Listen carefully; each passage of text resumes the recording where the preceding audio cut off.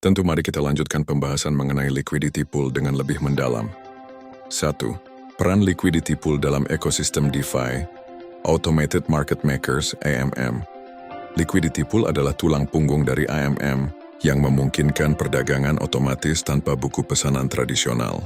M menggunakan algoritma untuk menentukan harga aset berdasarkan rasio aset dalam liquidity pool. Lending dan borrowing. Liquidity pool juga digunakan dalam protokol pinjam-meminjam, lending dan borrowing, untuk menyediakan likuiditas bagi peminjam. Penyedia likuiditas dapat memperoleh bunga dari pinjaman yang diberikan. Yield farming. Liquidity pool adalah komponen penting dari yield farming, di mana pengguna dapat memperoleh imbal hasil dengan menyediakan likuiditas ke berbagai protokol DeFi. Imbal hasil ini dapat berupa biaya transaksi, token platform, atau imbalan lainnya. 2. Risiko yang terkait dengan liquidity pool. Impermanent loss. Kerugian tidak permanen. Impermanent loss terjadi ketika harga aset yang disediakan dalam liquidity pool berubah relatif terhadap harga saat aset tersebut disetor. Kerugian ini bersifat sementara dan dapat hilang jika harga aset kembali ke level semula. Risiko kontrak pintar. Liquidity pool bergantung pada kontrak pintar yang rentan terhadap bug dan kerentanan keamanan. Peretasan atau eksploitasi kontrak pintar dapat menyebabkan hilangnya dana. Risiko platform. Platform DeFi yang mengoperasikan liquidity pool mungkin mengalami kegagalan teknis atau bangkrut. Penting untuk memilih platform yang memiliki reputasi baik dan langkah-langkah keamanan yang memadai. Resiko rug pull.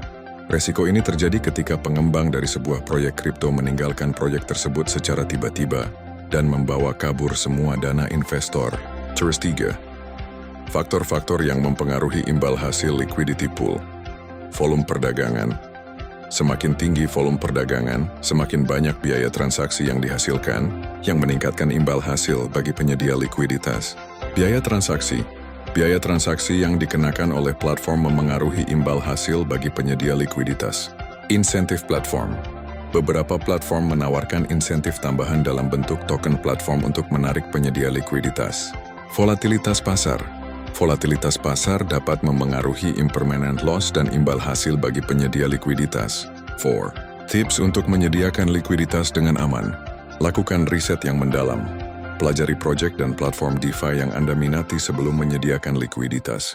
Diversifikasi. Sebarkan investasi Anda di berbagai liquidity pool untuk mengurangi risiko. Pahami risiko.